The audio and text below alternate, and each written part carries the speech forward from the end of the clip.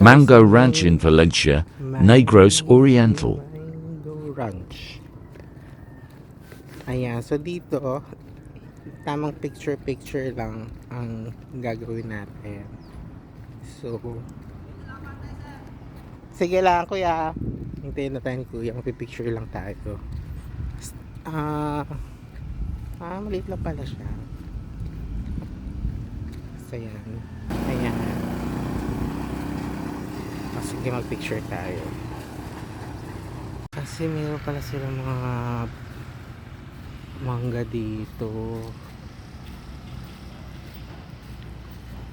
Ayan, mark. So yun yung nakikita ko mga ano. Ito parang windmill. Sige, picture lang tayo. Okay, so I'm not sure kung pwede tayo pumasok. Are we allowed to go inside? Ano ba meron dito sa loob? I'm not sure what this place is. Wala pa ng tao sa loob.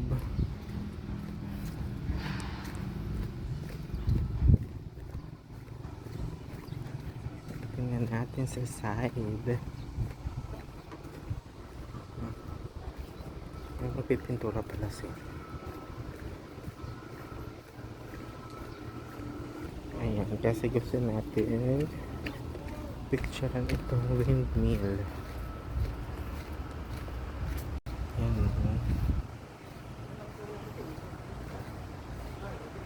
Okay, so actually picture lang siya.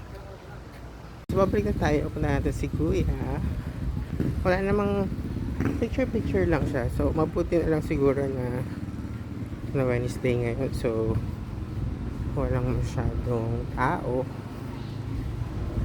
Siguro inisip ko pag weekend siguro maraming tao nagpipicture. Pupunta sa nagpipicture.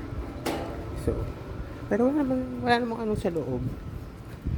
Not sure kung bago lang ba to or I'm not sure kung anong plano nila. So, oh my god guys, medyo kumikilimlim.